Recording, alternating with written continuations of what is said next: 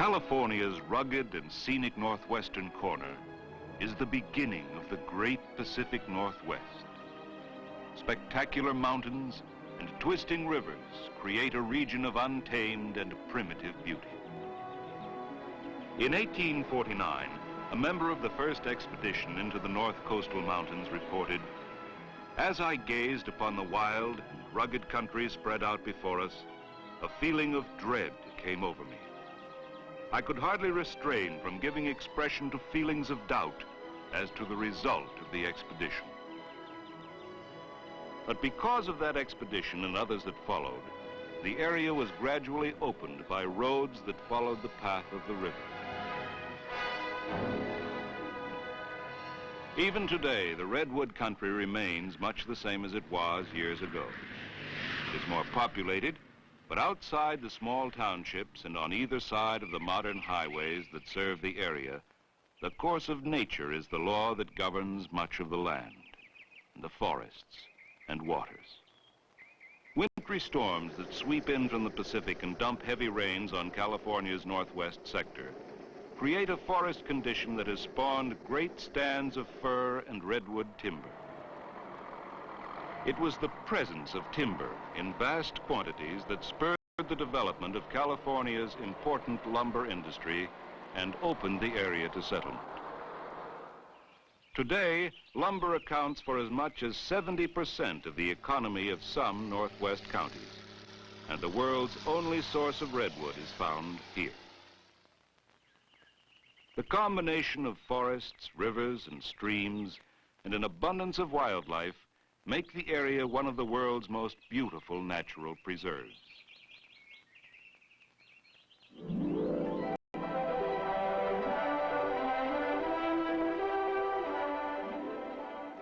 The primal forests of Northern California, linked by a system of modern highways and freeways, attract millions of tourists and vacationers from all over the United States and abroad.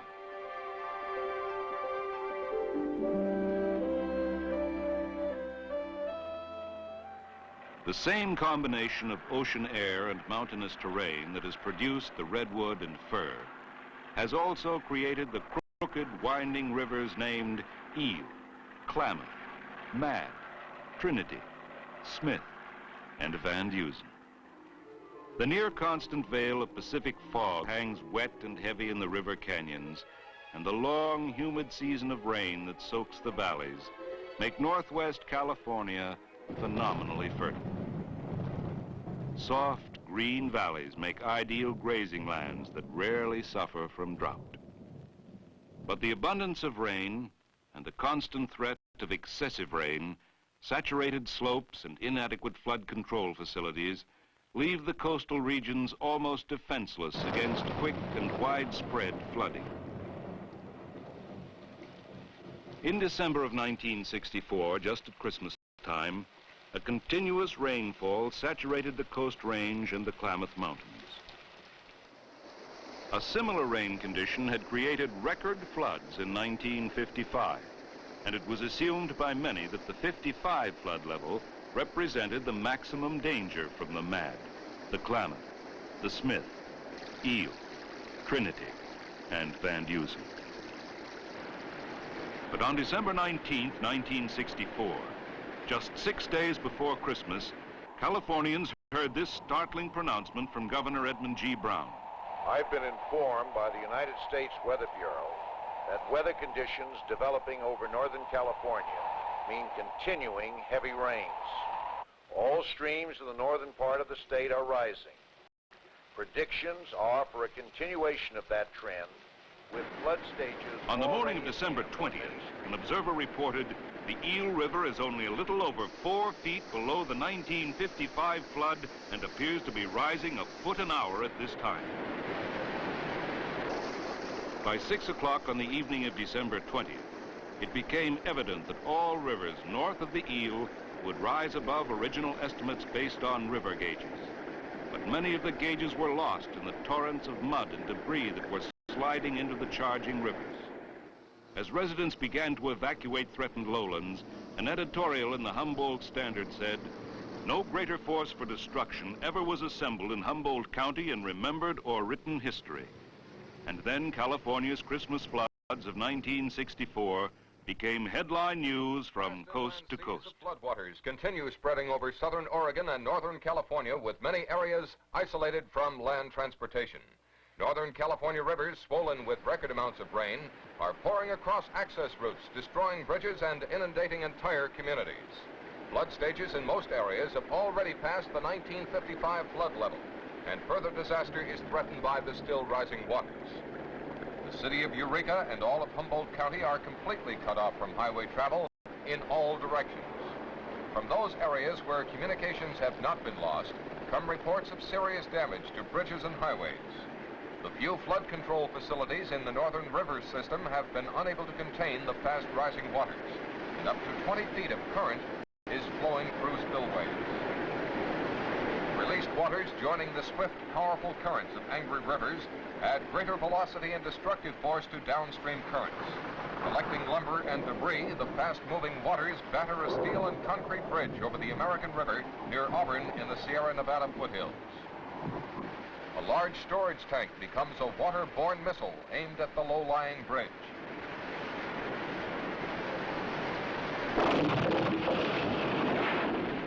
In an extremely rare incident, cameramen from television station KCRA in Sacramento filmed the destruction of a bridge resulting from the collapse of an unfinished dam. As the river rises and gains velocity, tons of debris are slammed against the bridge, and the crack between bridge and highway widens. Constantly rising, the swift currents repeatedly ram the weakening structure, and the bridge begins to tremble. One last powerful assault, and another obstacle to the rampaging waters is eliminated.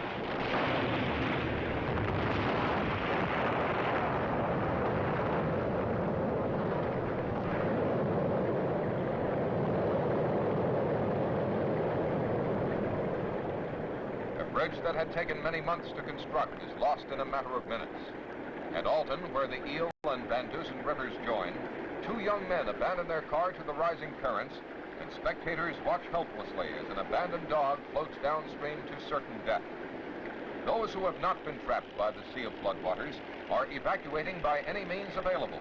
Over 5,000 persons in Oregon and California have fled their homes, and many more are threatened. It is not known whether lives have been lost, but some officials have expressed deep concern. In Humboldt County, apparently suffering the greatest damage from the record floods, 8 towns have been ordered to evacuate. Many towns are already partially underwater, and damage to farm and dairy lands is reported to be severe. The 4 counties of Del Norte, Shasta, Humboldt, and Mendocino have already been declared disaster areas by Governor Brown. Units of the National Guard and the Army Corps of Engineers have moved evacuees to 4 emergency centers set up in Humboldt County. Helicopter observers in the rich farm and dairy lands around the Eel River report that large herds of cattle and sheep are exposed to grave danger, and many acres of California's finest grazing land are underwater. The Federal Aviation Agency, operating out of the Eureka Arcata Control Tower, is coordinating a massive airlift involving planes and helicopters from all branches of the service. Food and clothing by the ton are moving into emergency relief centers located in Eureka. The American Red Cross and the Salvation Army are distributing relief commodities throughout the flood-stricken area. 8 Army helicopters, the first operational aircraft on the scene, have begun emergency flights of rescue and relief. 10 minutes after reaching Ronerville Airfield, the craft were airborne on a series of emergency missions. Flying under the most adverse weather conditions, Army pilots are fighting their way through snow, rain, and fog to reach isolated families. With communications gone, the choppers are making reconnaissance flights over the disaster area. In addition to food and clothing, 4 doctors have joined the airlift to assess medical needs. To reach most of these flood-isolated areas, Army pilots, who are being joined by Navy, Marine, Coast Guard, and Air Force units, have flown through fog-covered canyons and rain-soaked air. Racing up from the naval base at Long Beach is the aircraft carrier Bennington. Planes loaded with supplies of medicine, blankets, and foods are launched at sea, and plans are to base the huge carrier off Humboldt Bar, where it will be used as a service and medical center. To those who have evacuated homes now floating down the flooded and still rising rivers, rescue from the air could be the only means of survival. But for an estimated several thousand head of cattle, there will be no survival. A little reported factor in the northern flood situation is the unusually high tides that prevent normal drainage of the flooded rivers. The high tides followed a full moon in a near exact line with the sun and earth, a situation which a few days ago... In Sacramento, the State Division of Highways was making an effort to assess damages and coordinate emergency repair. With telephone lines down, highways washed out, bridges smashed, and rails demolished, communications were all but impossible. And yet, the survival of the area would depend on reopening highway transportation. Emergency traffic Rio Del to Fortuna. Open Fortuna to south of Warwick. Because there was no other way, the Division of Highways was dependent on reports by radio telephone from division engineers who hiked in over mountains through rain and mud to relay information on highway and bridge conditions. I'm afraid we lost another one. The whole midsection of this bridge is gone. It looks like about 150 feet. Even in areas far removed from swollen river currents, the heavy rains had caused massive earth slides. Because rail service to the stricken area had been knocked out, the reopening of highway routes was a priority objective. But as the extent of damages became known, it was evident that a complete rebuilding of the highway system would be a matter of several years. California had suffered its greatest highway disaster.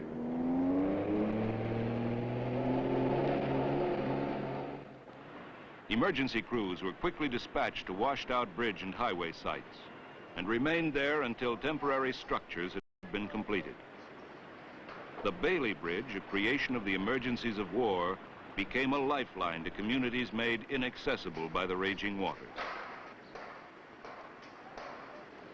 The need for highways was never more pointedly demonstrated.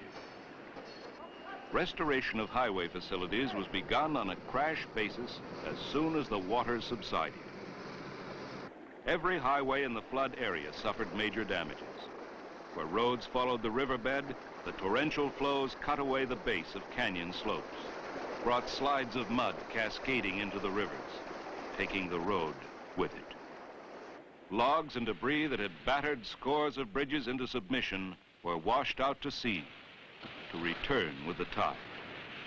The loss of lumber and the costs of reclaiming lumber and logs would cost many millions of dollars. And that which could not be reclaimed had to be piled up and burned.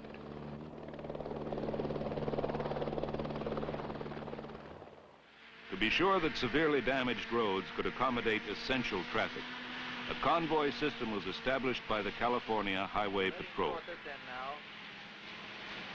Looks like we got about 150 feet. The convoy, while allowing badly needed food, fuel, and medicines to get through, also permitted construction work to proceed between convoy hours. On US 101 below Garberville, escorted convoys formed during the day and traveled through the night to give construction crews a maximum number of daylight working hours.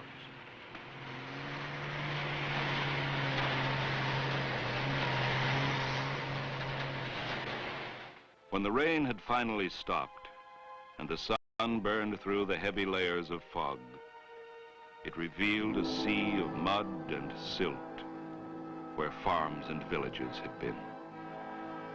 Much of the damage could be measured in terms of money, in terms of rebuilding time. But much of it could not be measured, for it involved great personal loss. In all, some 30 lives were lost during the Christmas floods of 1964.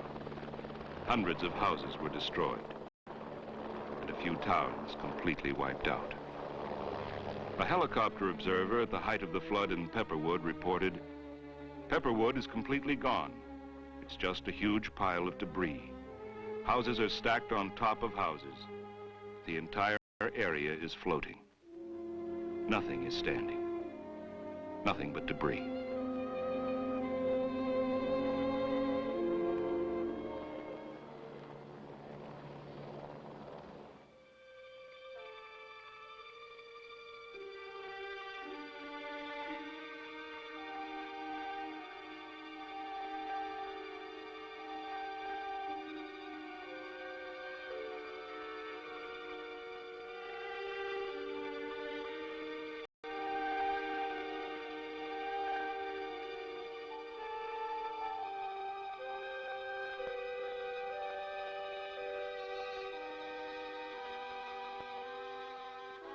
When the Eel River reached its peak in Pepperwood, the downtown area was under 35 feet of water.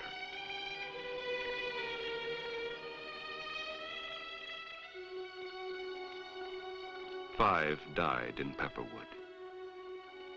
A survivor said, "I came here in the 30s and helped put Pepperwood on the map, but I'm not going to do it again." It was just 3 days before Christmas Eve when Phillipsville was ordered to evacuate.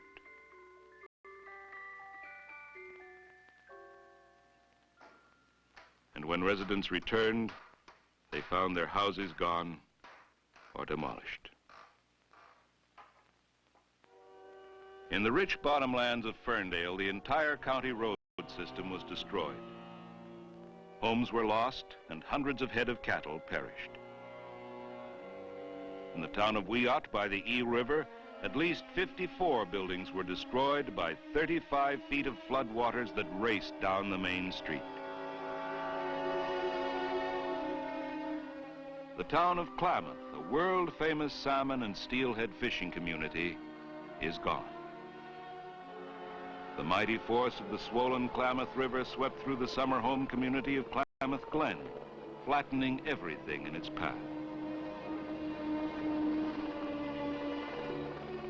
400 feet of Klamath's Douglas Memorial Bridge, a vital link of Highway 101 that could not be detoured, were destroyed.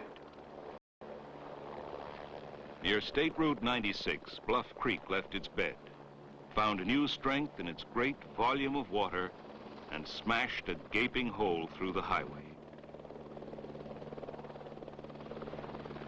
Among the 18 state bridges lost to the record floods of 1964 was the beautiful, award-winning suspension bridge at Orleans on the Klamath. It was called Little Golden Gate.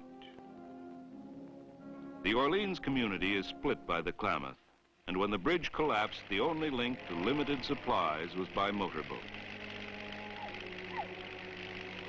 Almost every kind of bridge ever designed was smashed by the irresistible force of high water and debris. Through truss, deck truss, simple girder, suspension, pile causeway, and concrete arch bridges, all were destroyed. No design could withstand the powerful force. Altogether, 7 bridges were lost on the Redwood Highway. All were important. South of Scotia on the Eel River, the old bridge outlived the new. The 4-year-old Richard Fleischer span was swept cleanly away.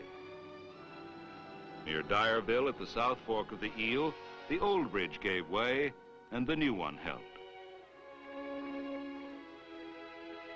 In addition to the 18 state bridges destroyed, 104 county bridges yielded to the most destructive floods ever recorded in California.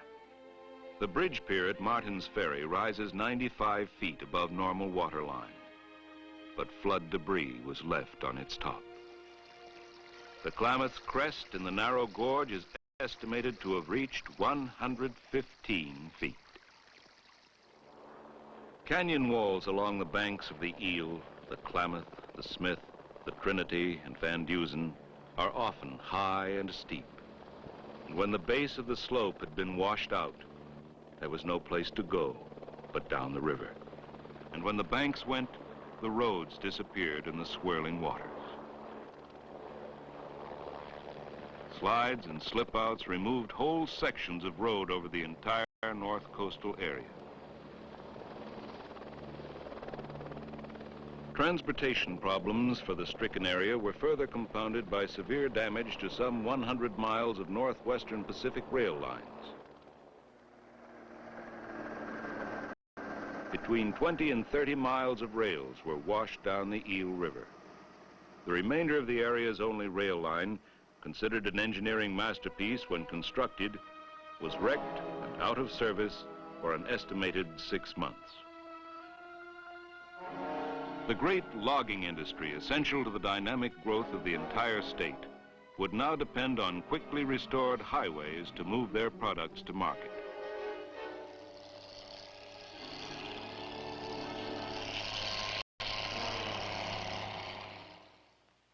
As soon as the State Division of Highways had made a thorough assessment of damages to the highway system, a report was made to Governor Edmund G. Brown and Senator Randolph Collier. Damaged highways back so that service can be given to the traveling public.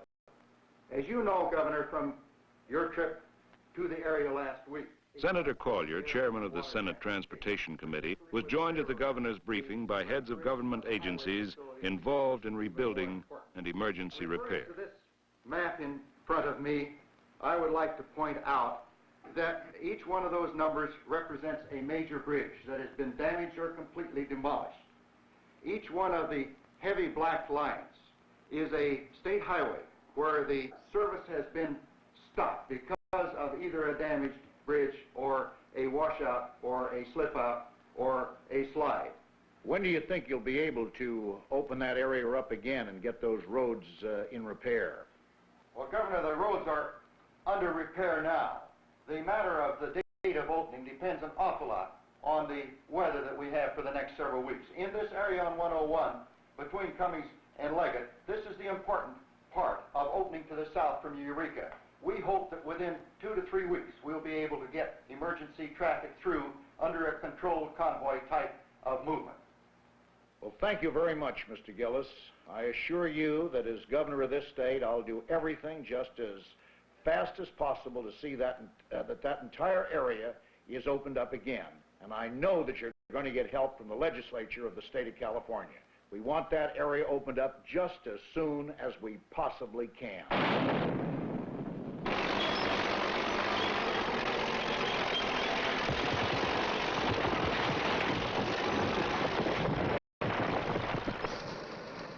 Earlier in 1964, the North Coastal counties had proudly dedicated new freeways and new bridges.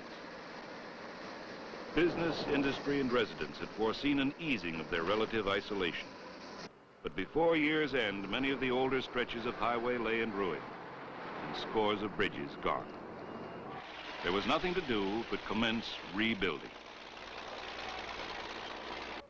And the first and most vital step would be to reopen the highway system.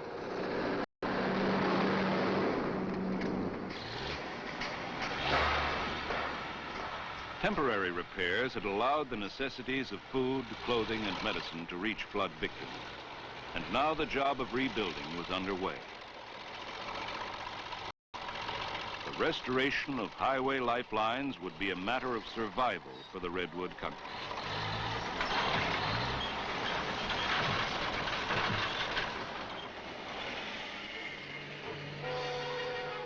Rebuilt highways would activate economic forces and open the area's great scenic attractions to vacationers from all over California and the United States. The bridge at Robinson's Ferry was expected to open by May 1st. The North Scotia Bridge at Rio Dell was temporarily spanned, but permanent rebuilding would allow nearly 3 million crossings before the year was out. Over hundreds of miles of washed-out roadway, reconstruction was the order of the day. The sounds of rebuilding were heard at Klamath Glen and echoed throughout the deep river canyons of the Redwood country.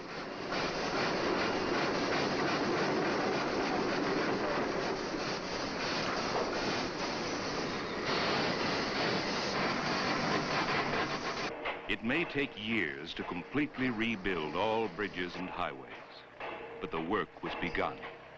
And highway engineers promised that the area would be ready for the 1965 vacation season, expected to top the 5 million tourists of 1964.